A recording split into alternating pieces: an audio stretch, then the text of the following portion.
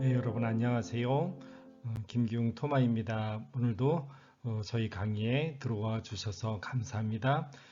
여러분들에게 자그마한 도움이라도 될 수 있기를 바라면서 저희 부족한 이야기들 같이 함께 해주시기 바랍니다.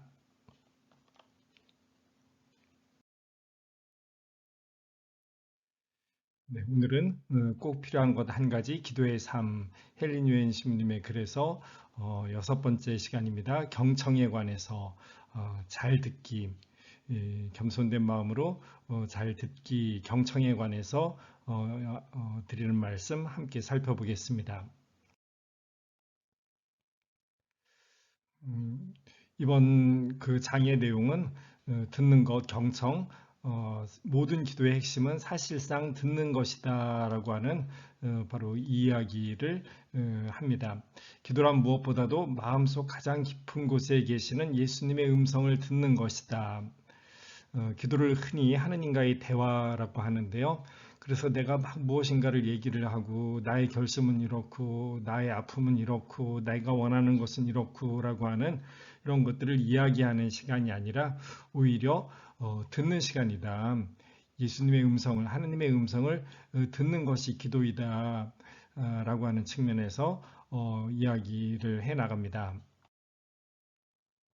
먼저 하느님 앞에 듣는 귀가 되는 것이라고 하는 주제로 말씀을 하십니다. 우리는 흔히 안팎으로 너무나 많은 소음에 둘러싸여 있어 정작 하느님이 말씀하실 때 그 음성을 제대로 듣기가 어렵다. 그렇죠. 우리가 외출했다가 집에 들어오면 바로 뭐 텔레비전 켜고 라디오 켜고 이런 모습으로 많은 분들이 살아가십니다. 끊임없이 전화가 울려오고 또 끊임없이 이 휴대폰을 펼쳐서 무엇인가를 읽고 보고 그러면서 수없이 많은 소리들로 가득 차 있죠. 그렇기 때문에 오히려 하나님의 음성을 알아듣기가 힘듭니다. 다른 곳에 우리의 귀를 펼쳐놓고 있으니 그 미세한 하나님의 음성, 그 음성은 들려오지 않는다라고 하는 것이죠. 우리는 긴머거리가 되어 하나님이 언제 부르시는지도 모르고 어느 방향으로 부르시는지도 깨닫지 못할 때가 많다. 다른 곳에 우리 귀를 쫑긋거리고 있기 때문에 하나님에게 향할 우리의 귀를 하나님에게 향할 때 기회가 너무나 적죠. 그러니 하나님이 부르시는 소리, 하나님이 우리에게 들려주시는 소리를 알아듣지 못할 때가 너무나 많습니다. 그리하여 우리의 삶은 어리석은 삶이 되고 만다.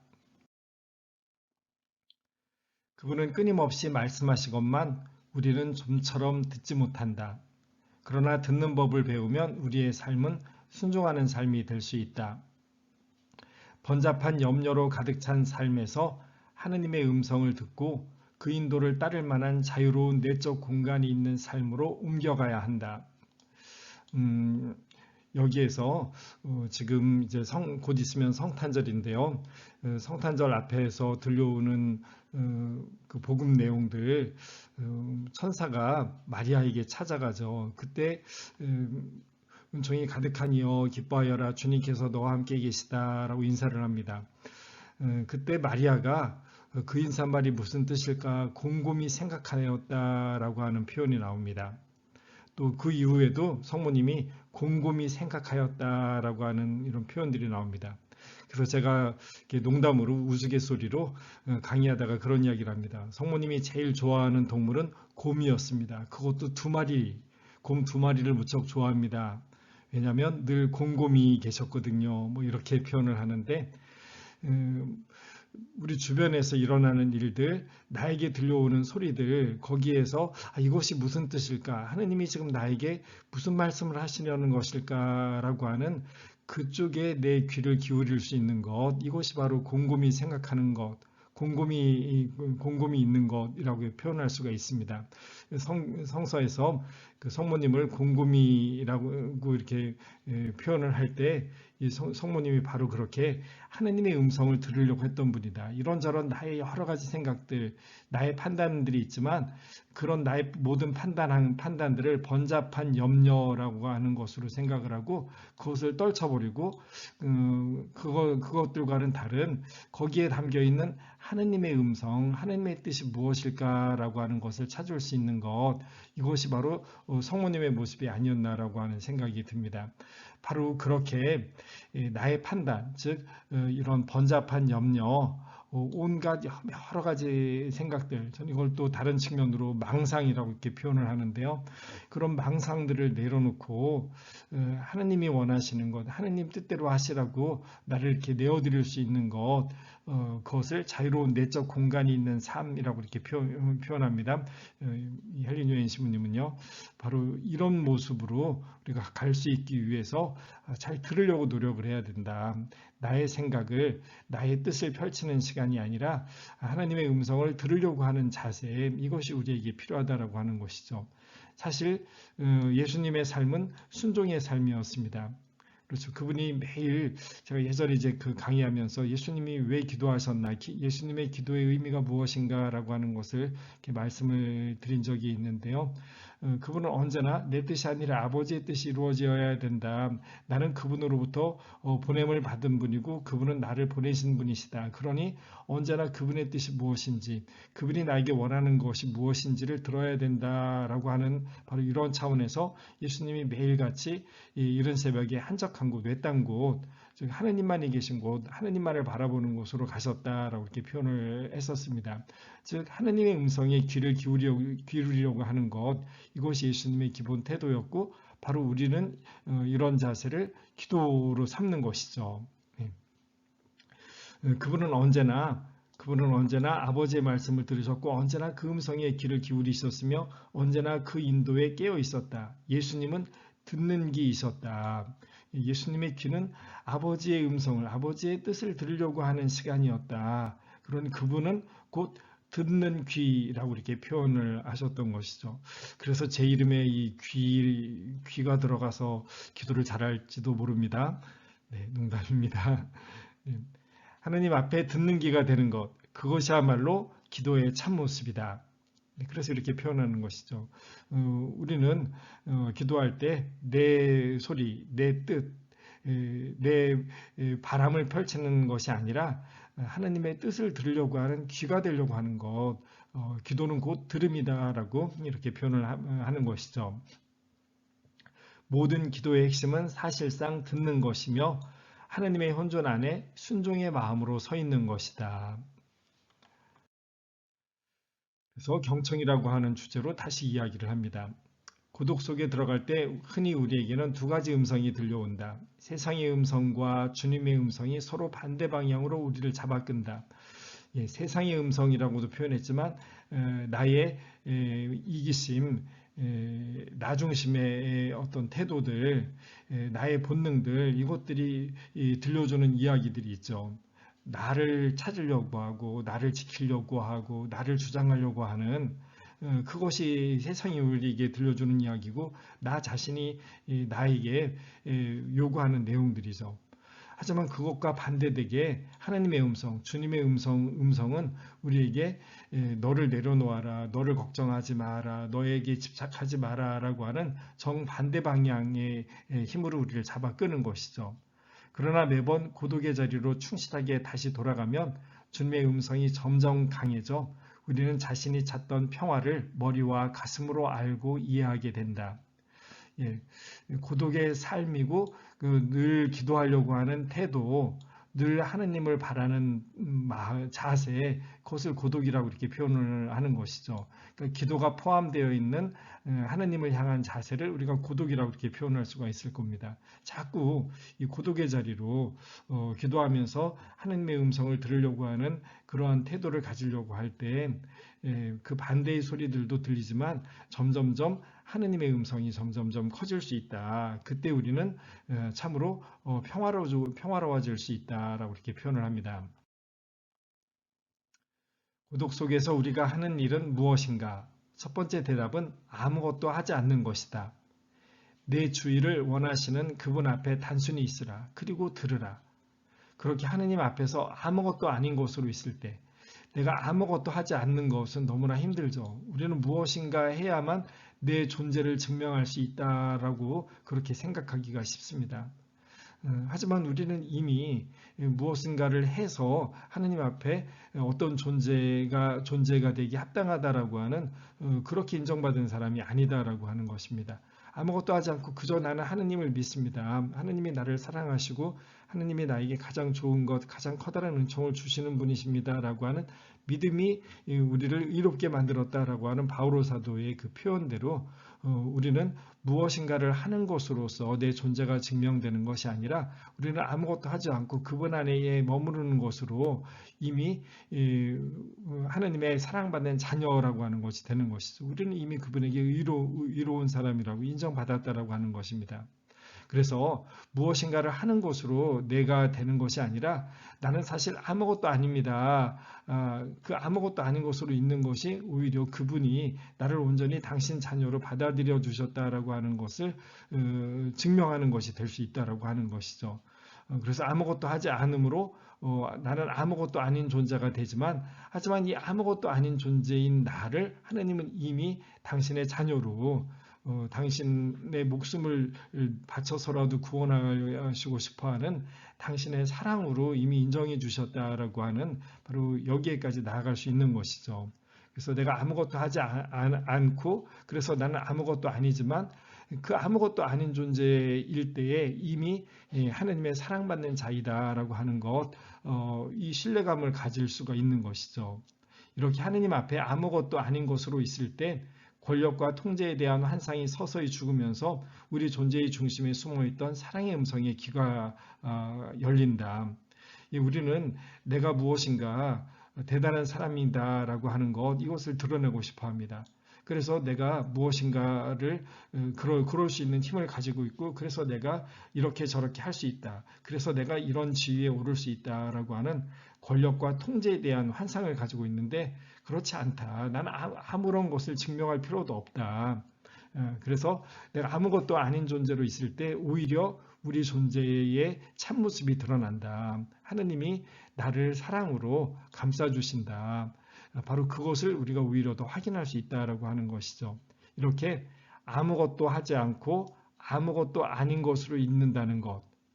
쉽지 않죠. 우리는 끊임없이 무엇인가를 하는 것으로서 내 존재를, 나의 소중함을, 나의 대단함을 드러내고 싶어 하는데 사실 그게 잘 되지 않죠. 그래서 아무것도 하지 않고 아무것도 아닌 것으로 있는다라고 하는 것이 쉽지 않습니다. 능동적 경청을 요구하는 아주 힘든 일입니다. 하지만 우리가 아무것도 아닌 것으로 있을 때, 아무것도 하지 않고 아무것도 하지 않는 것으로 아무것도 아닌 것으로 있을 때 그 안에서 우리는 치유하시는 하느님의 현존에 자신을 내어드려 새롭게 될 수 있다. 우리가 하느님 앞에 간다는 것은 내가 대단한 사람이기 때문에 내가 무엇인가를 잘하기 때문에 그렇게 가는 것이 아니죠. 하느님의 전능하심에 우리의 능력이라고 하는 게 무슨 소용이 있겠습니까? 아무것도 아니죠. 그래서 내가 아무것도 아닌 나라고 하는 것을 알고 그래서 하느님 앞에 가는 것이죠.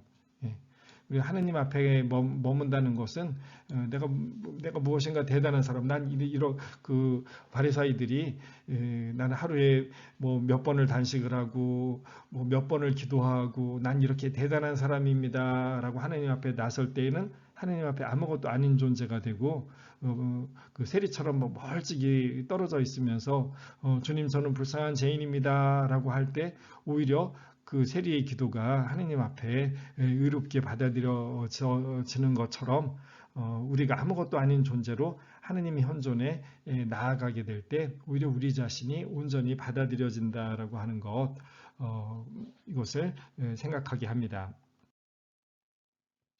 우리는 두렵고 불안해서 늘 하느님께 자신을 감추기 십상이다.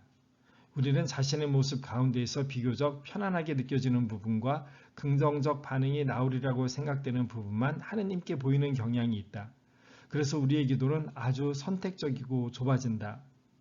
두려움, 불안, 죄책감, 수치심, 성적 공상, 탐욕과 분노, 기쁨, 성공, 동경과 희망, 묵상, 꿈과 정신적 방황, 무엇보다도 우리의 사람들, 가족들, 친구들, 적들, 한마디로 나를 나대게 하는 모든 것으로 하느님 앞에 서야 한다. 나의 모습 그대로의 상태에서 하느님의 음성을 들어야 하며 그분이 내 존재의 구석구석에 말씀하시도록 해야 한다. 하지만 이게 쉽지가 않습니다. 왜냐하면 우리는 이렇게 나 자신을 있는 그대로가 아니라 치장하고 싶어하고 나를 그래서 과시하고 싶어하고 그러지 않을 때는 나를 변명하려고 하고 그래서 변명도 안 될 때에는 부족한 나를 숨기려고 하는 게 우리들의 살면서의 우리 세상에서의 우리들의 모습이잖아요. 치장하고 과시하고 또 반대로 변명하고 깊이 숨기려고 하는 모습.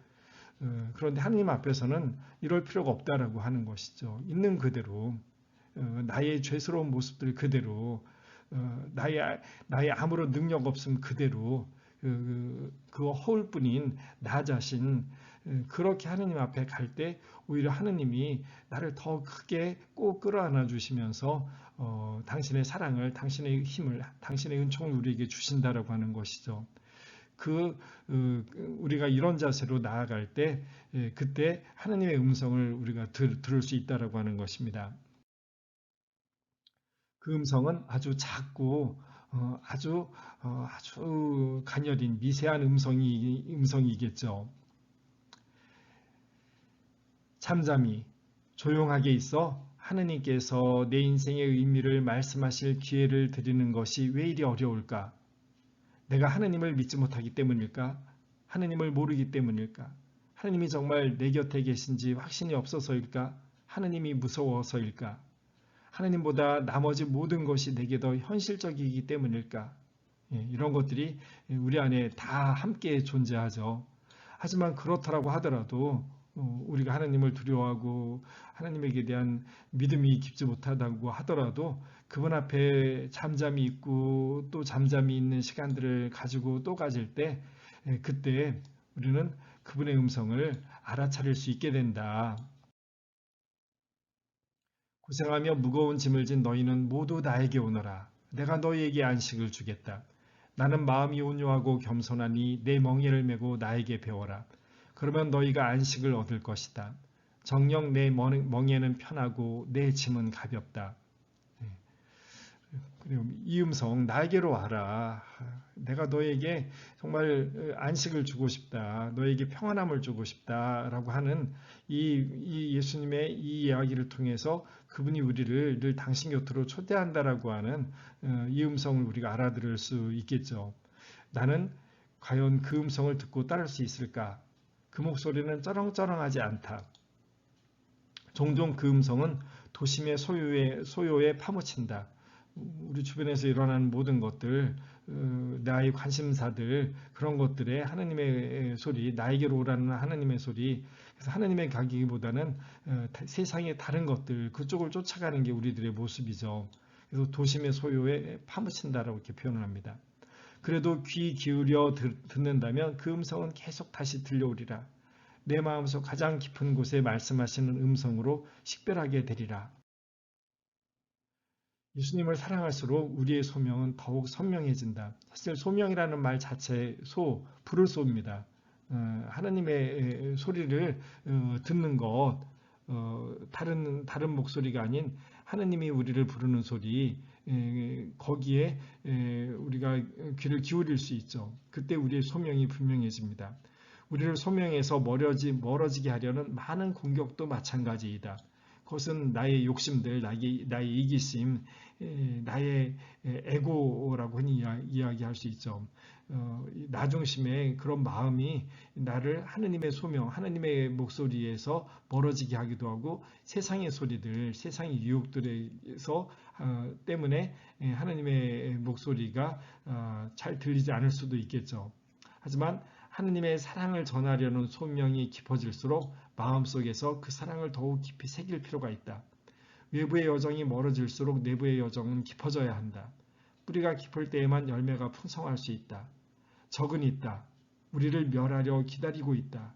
그러나 자신이 예수님의 사랑에 안전하게 안겨 있음을 알 때 우리는 두려움 없이 적에 맞설 수 있다. 예수님의 사랑의 말씀을 축복의 말이라고 이렇게 표현을 합니다. 그래서 이 축복의 말을 우리가 들을 수 있다면 이 하나님의 소명에서 멀어지게 하는 나의 목소리, 세상의 목소리 여기에서 벗어나서 하나님의 음성에 우리가 귀를 기울일 수 있다라고 하는 것이죠. 하나님은 먼저 우리에게 축복의 말을 해주셨다라고 하는 것입니다. 하나님께 말을 많이 하고 싶은 성향이 나에게 있음에도 불구하고 기도 중에 할 유일한 일은 나를 좋게 말하는 음성에 침묵으로 귀를 기울이는 것이다. 그리고 우리가 기도할 때 먼저 우리가 할 일은 나를 좋게 말하는 음성에 귀를 기울여야 한다. 무슨 나를 좋게 얘기하나요? 하느님이 나를 좋게 얘기하는 이야기가 있나요? 그렇죠. 제가 예전에 고등학생 때 제가 제일 좋아했던 구절이 예수님께서 하셨던 말씀, 나는 너희를 더 이상 종이라고 부르지 않고 벗이라고 부른다, 친구라고 부른다라고 하는 구절이었습니다. 그래서 제가 성당에 가서 먼저 성호경을 굽고 십자가 예수님을 바라보면서 제가 제일 먼저 입에 올렸던 말은 사랑하는 나의 친구 예수님이라고 하는 표현이었습니다. 나의 친구 예수님. 그분이 나를 친구로 벗이라고 받아들였다. 예수님은 나의 가장 친한 친구이다라고 하는 것이었습니다. 이런 식으로 나를 좋게 말하는 이 하느님의 음성 거기에 먼저 우리가 침묵으로 귀를 기울이는 것 이것이 우리에게 필요하다라고 이렇게 표현을 합니다. 방종처럼 들릴 수 있지만 실제로는 어려운 훈련이다. 나는 저주의 말이나 내가 쓸모없다든지 모자란다든지 하는 말을 듣기가 너무 두려워 다시 입을 열어 계속 말하고 싶은 유혹에 금방 넘어간다. 두려움을 이겨보기 위해서다. 그렇죠. 사실 하느님 앞에 선다는 것은 하느님 앞에 나아간다는 것은 우리 자신으로 하여금 끊임없이 나는 죄인이다라고 하는 그 생각을 떠오르게 합니다. 사실 우리 삶에서 끊임없이 많은 죄들, 온갖 유혹에 시달리는 나 자신의 모습을 우리가 너무나 잘 알기 때문이죠. 하지만 그럼에도 불구하고 우리가 하느님 앞에 나아가는 것은 하느님이 나를 죄인으로 부르셔서가 아니라 죄인이지만 바로 죄인이기 때문에 오히려 내가 너희를 더 큰 사랑으로 감싸고 너희를 더 큰 사랑으로 도와주고 싶다라고 하는 바로 그 믿음이 있기 때문이겠죠. 그래서 내가 죄인이다. 나는 하나님 앞에 서기에 너무나 부족한 인간이다라고 하는 이 두려움을 이겨내야 되는 것이죠. 그거를 내가 나를 치장하는 것으로서가 아니라 그래서 여러 가지 말을 하는 것으로서가 아니라 오히려 그냥 나의 모습 그대로를 가지고 가는 것이고 그분은 나를 죄인으로가 아니라 그렇게 벗으로 친구로 우리를 대하려고 하신다라고 하는 이런 믿음을 가지고 나아가는 것이죠. 나의 선함을 부정하려는 많은 음성을 가볍게 밀쳐내 잠자케 하고 대신 축복의 음성이 들려올 것을 믿는 것. 그것은 정말로 쉽지 않은 작업이다. 꼬박 1시간 동안 아무것도 하지 않으며 자신의 마음속 깊은 곳에 거하는 음성에 귀 기울여 본 일이 있는가? 침묵 속에 들어가 세상의 시끄럽고 귀찮은 잡다한 음성을 따돌리고 너는 내가 사랑하느니 내 마음에 드는 자녀라는 작고 친밀한 음성을 가려듣기란 쉽지 않다. 그럼에도 가감히 고독을 끌어안고 침묵을 벗삼는다면 우리는 그 음성을 알게 된다. 어느 날 그 음성을 육신의 귀로 듣게 된다는 말이 아니다. 내가 이야기하는 것은 환청이 아니다. 믿음의 귀, 내면의 마음의 귀로 들을 수 있는 음성을 말하는 것이다. 이사야서 43장 4절 제가 지금 옮겨 적었는데요. 이거는 예전에 공동번역 성서에서 나오는 구절입니다. 너는 눈에 넣어도 아프지 않을 나의 귀염둥이 나의 사랑이다. 지금 성경에서는 너는 내 눈에 소중하고 귀하다라고 하는 이런 표현으로 이렇게 번역을 하였는데요. 그 내용적으로는 바로 이런 내용이죠. 너는 내 눈에 소중하다, 귀하다라고 하는 거가 우리식으로 우리나라에서는 그렇게 표현하죠. 눈에 넣어도 아프지 않을 눈에 넣어도 아프지 않다라고 이렇게 표현하는 것이죠. 내 눈에 너무 소중하다는 뜻이잖아요. 네, 같은 말이 되는 거죠. 이 구절을 제가 예전에 신학생 때 늘 제 책상에다가 적어놓고 이렇게 살았었습니다. 너는 눈에 넣어도 아프지 않을 나의 귀염둥이 나의 사랑이다. 물론 저는 제가 얼마나 죄인인지 얼마나 많이 부족한 사람인지 잘 압니다. 하지만 그럼에도 불구하고 하느님이 나를 이렇게 불러주셨다. 라고 하는 이 이사야서에서의 이 표현으로 제 자신을 그렇게 이해를 하고 싶었습니다. 하나님은 나를 이렇게 눈에 넣어도 아프지 않을 나의 귀염둥이 나의 사랑이라고 보아주실 것이다 라고 하는 저의 믿음을 키워 나갔던 것이죠. 이것이 저의 많은 잘못들, 부족함, 하찮음 이런 것에도 불구하고 하나님의 음성을 더 듣고 하나님의 소명에 더 나아가도록 그렇게 이끌어주는 힘이 될 수 있지 않았나 싶습니다. 그러니까 너는 눈에 넣어도 아프지 않을 나의 귀염둥이 나의 사랑이다라고 하는 하나님의 이 음성은 저에게 어떤 기도 시간에 어떤 소리로 들려온 것이 아니라 제가 늘 책상에 적어놓은 그 성경 구절을 늘 바라보면서 저에게 믿음이 되었던 것이죠. 믿음의 소리로 기도할 때 늘 저에게 바탕이 되는 소리로 믿음의 소리로 저 자신을 하나님께 이끌어 주었던 것이다라고 이렇게 표현할 수가 있을 것 같습니다. 지금 헬린 유엔 신부님이 바로 그런 이야기를 하는 것이죠. 예수님이 들었던 너는 내가 사랑하는 아들, 내 마음에 드는 아들이다 라고 하는 이 소리는 같은 세례를 받은 우리 모두에게도 동시에 들려주시는 하나님의 음성이다. 우리는 바로 저 자리로 초대받았고 이미 우리는 그렇다라고 확증을 받았다. 그러니 너를 죄인이라고 보지 말고 내가 사랑하는 아들, 내 마음에 드는 아들이다 라고 하는 그러한 자긍심을 가지고 하나님 앞에 나설 때 오히려 하나님의 다른 목소리들, 하나님의 뜻을 더 잘 알고 더 잘 실천할 수 있게 될 것이다 라고 하는 것이죠. 그래서 우리에게 이제 새로운 시작이 가능합니다. 우리는 매일, 매 시간, 매 분을 새로운 시작으로 모든 것을 새롭게 할 단 한 번의 기회로 보고 사는 법을 배워야 한다. 매 순간을 새 생명을 잉태한 순간으로 살 수 있다고 생각해보라. 하루하루를 약속이 충만한 나날로 살 수 있다고 생각해보라. 매번 다가오는 새해를 너에게 줄 선물이 있다. 내가 어서 보았으면 좋겠구나 라고 말씀하시는 음성을 늘 들으며 살 수 있다고 생각해보라. 한번 상상해보라. 하나님은 우리를 당신 곁으로 부르실 때 우리 안에서 무엇인가 새로운 것을 만들어내려고 하시는 분이시다라고 하는 것이죠. 그래서 우리가 그 하나님을 창조주 하나님이라고 부르는 것입니다. 그래서 나를 한 덩어리 진흙으로 하나님 손에 내어 맡겨드리는 것, 이것이 바로 기도이죠. 그래서 우리는 하나님이 주시는 선물을 받으려고 그분이 나를 새롭게 만드는 하나님의 은총으로 새롭게 빚어 만드실 바로 그 하나님의 일에 나를 내어 맡겨드리는 것이다 라고 이렇게 생각을 할 수가 있는 것이죠. 보라, 이제 하나님의 거처는 사람들 가운데 있다. 하나님께서 사람들과 함께 거처하시고 그들은 하나님의 백성이 될 것이다. 보라, 내가 모든 것을 새롭게 만든다. 묵시록 21장 2절에서 5절의 구절을 유엔 시모님이 인용을 하시면서 이 이야기, 우리와 함께 계시는 하나님, 내가 지금 기도 중에 함께 하려고 하는 이 하나님은 나와 함께 계신 하나님이고 이 하나님은 나를 새롭게 만들려고 하시는 분이시다라고 하는 것, 바로 여기에 우리가 초대받아서 우리가 기도하는 것이다라고 하는 것, 이것을 이야기를 합니다. 그래서 우리는 그 음성을 듣는 쪽을 택해야 한다. 하나님은 우리와 함께 계시면서 함께 하자고 우리를 부르시고 그 하나님이 모든 것을 새롭게 만들려고 하는 분이시다. 이 음성을 우리가 들어야 된다. 매번 그 길을 택할 때마다 순간 속에 숨어 태어나기를 간절히 기다리고 있는 새 생명, 거기에 조금씩 더 눈뜨게 될 것이다. 우리가 매일매일 새로워질 수 있다고 하는 것이죠. 그러기 위해서 거룩한 글을 듣는 것이 우리에게 필요하다. 지금 이제 경청이라고 하는 것에서 이제 성경과 영적 독서들 뭐 이런 것들을 이야기를 합니다.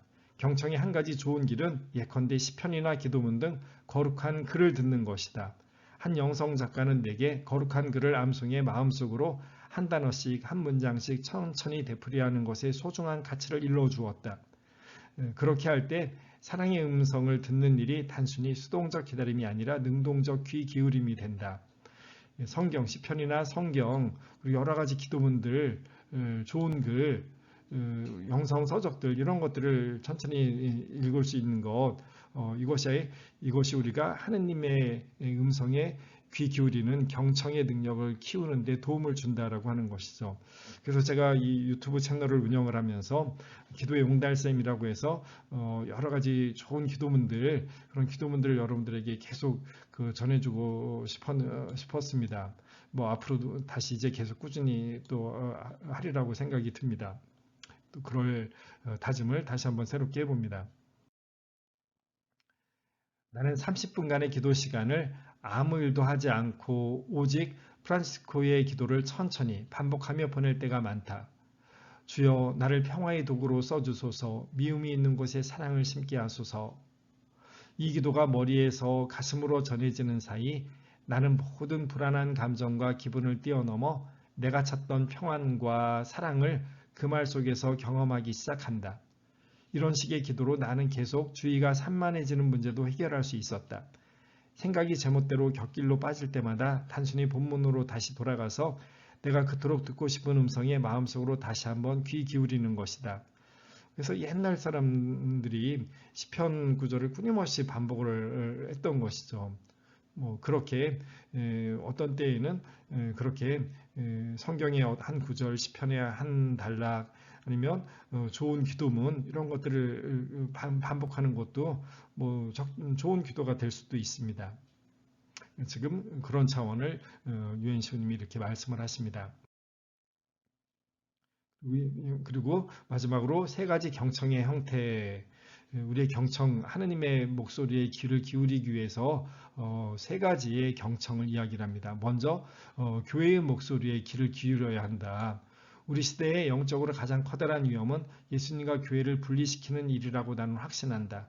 그래서 교회가 하나님에게서 멀어져 있는 우리를 멀어지게 하는 그런 죄만을 유발하는 곳이다라고 하는 그런 유혹들, 그런 목소리들 이런 것들을 가장 커다란 위험이라고 이렇게 표현을 합니다. 교회는 주님의 몸이다. 예수님 없이는 교회도 있을 수 없다. 그쵸, 우리가 교회를 통해서 우리의 신앙을 전해받았죠. 그 교회를 부정한다면 예수님을 우리의 신앙 자체를 부정하는 것이 된다라고 하는 것이죠. 교회가 없이는 우리가 예수님께 연결되어 있을 수가 없다. 교회를 떠남으로 예수님께 더 가까워졌다는 사람은 아직 만나보지 못했다. 교회에 귀 기울인다는 것은 곧 교회의 주님께 귀를 기울인다는 뜻이다. 그래서 그의 목소리에 귀를 기울여라. 특히 여기에는 대림절, 성탄절, 사순절, 부활절, 승천대축일, 성령 강림 대축일 등 전례주년에 따른 교회 생활에 참여한다는 뜻이 들어있다.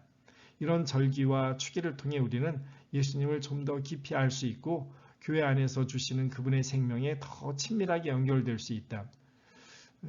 그렇죠. 우리 이런 전례주년이 우리로 하여금 예수님의 일생을 따라서 함께 살아가면서 예수님에게 더욱더 일치되어 살아가도록 우리를 돕고자 하는 것이잖아요. 그리고 특별히 이제 미사에 대해서 이야기를 합니다. 미사는 교회 생활의 핵심이다. 생명을 주시는 복음을 듣는 것도 미사요. 우리 안에서 그 생명을 유지시켜주는 은사를 받는 것도 미사이다. 우리가 교회에 계속 귀 기울이고 있다는 가장 확실한 증거는 꾸준히 미사에 참여하는 것이다. 그래서 미사 때 바로 그분의 사랑, 그분 자신을 우리가 건네받는 것이죠.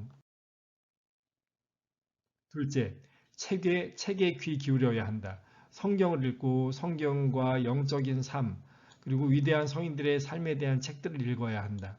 어쩌다가 손에 잡힌 경우이든 일부러 택해서 읽는 경우이든 신앙서적을 통해 우리 신앙서적 읽는 게 참 중요합니다. 영성서적들. 신앙서적을 통해 하나님께 돌아오는 사람들이 많이 있다. 아우구스티누스, 이냐시오, 토마스 머튼, 기타 많은 사람들이 책을 통해서 회심했다. 중요한 것은 영적인 책을 나에게 직접 말하는 음성을 듣듯 그렇게 귀 기울이는 것이다. 흔히 우리는 글이 자신을 소유하게 하지 않고 자신이 글을 소유하려 한다. 읽는 글 중에서 좋은 구절을 택해서 그걸 가지고 내가 사람들에게 이야기해줘야지 뭐 이제 이런 태도인 것이죠. 그 글 자체를 읽고서 내가 거기에 동화되려고 하는 게 아니라 그 글을 나의 소유물이 되게 하려고 하는 것, 이것으로서 이런 것으로서는 참된 듣기가 되지 않는다라고 하는 것, 하나님의 귀를 기울이려고 하는 이런 태도가 커질 수가 없다라고 하는 바로 그런 표현이죠. 그래서 그리 자신을 소유하게 하지 않고 자신이 그를 소유하려 한다. 이런 표현을 했던 것입니다. 우리 마음속에 들어가려고 하는 하나님의 말씀에 깊이 기울일 때 우리는 가장 많은 것을 배우게 될 것이다. 끝으로 내 마음에 귀 기울여야 한다. 예수님께서 나에게 가장 친밀하게 말씀하시는 곳이 바로 내 마음이다. 기도란 무엇보다도 내 마음속 가장 깊은 곳에 계시는 예수님의 음성을 듣는 것이다. 그분은 고함짓지 않으신다. 억지로 밀고 들어오지 않으신다. 그분의 음성은 겸손한 음성이요 거의 속삭임에 가까운 부드러운 음성이다. 네. 그래서 이 내 마음에 귀 기울이는 것, 내가 지금 어떤 상태이고 내가 지금 어떤 바람이 있고 그래서 이것이 나의 이기심, 나의 욕심이다라고 하는 것을 깨닫고 거기에서 돌아서서 정말 하나님의 목소리를 듣고 싶고 하나님의 뜻에 따르고 싶습니다라고 하는 바로 그런 마음들, 나에게 그런 마음들에 집중할 수 있는 것, 그런 마음의 목소리, 이런 것들을 알아채는 것, 이런 것들이 우리에게 중요하죠. 그럴 때 아주 부드러운, 속삭임에 가까운 부드러운 그 하나님의 음성, 예수님의 음성을 우리가 알아차릴 수 있다라고 이렇게 표현을 합니다. 평생 무슨 일을 하며 살든 내 마음에 계시는 예수님의 음성에 귀 기울이며 살아야 한다. 적극적으로 아주 집중하여 들어야 한다. 분주하고 시끄러운 세상에서 예수님의 사랑의 음성은 다른 소리에 쉽게 파묻히기 때문이다. 예수님의 음성을 이렇게 적극적으로 들으려면 매일 일정한 시간을 따로 떼어낼 필요가 있다. 10분도 좋다. 매일 예수님과 단둘이 10분만 보내도 우리의 삶은 근본적으로 달라질 것이다. 다시 한번 예수님은 그래서 매일 외딴 곳, 광야, 그 고독한 곳으로 나아가서 하느님과 단둘이 있는 그 시간을 가지려고 하셨다라고 하는 건 바로 그것을 기억하면 좋겠습니다. 그래서 우리가 바로 이런 차원으로 예수님을 닮아서 함께 기도하는 시간 10분, 20분 짧은 시간만이라도 꾸준히 이 하나님의 음성에 귀 기울이는 나를 떠들려고 하는 시간이 아니라 침묵 중에 하나님의 뜻에 나를 온전히 내어 맡기드리는 이런 기도 시간들을 가지려고 함께 노력할 수 있으면 좋겠습니다.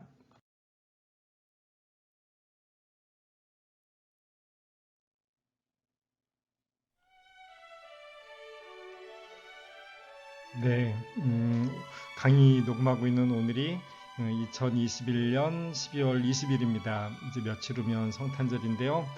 그래서 미리 여러분들에게 함께 성탄 축하 인사드립니다.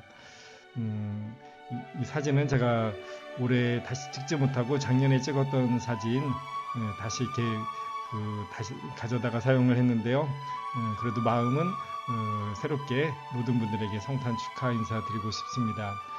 지난 한 해 동안 두 해째 계속되는 코로나로 여러 가지로 많이들 어려우셨을 겁니다. 뭐 저도 마찬가지였지만 그래도 모든 분들에게 은총이 가득한 감사가 가득한 한 해로 기억이 될 수 있고 또 그래서 새해 2022년에는 모든 게 더 커다란 은총 속에서 기쁨이 될 수 있기를 바라면서 인사드립니다. 그리고 오늘 기도의 삶 경청 함께 들어주신 여러분들에게도 감사드립니다. 다음번에 또 뵙도록 하겠습니다.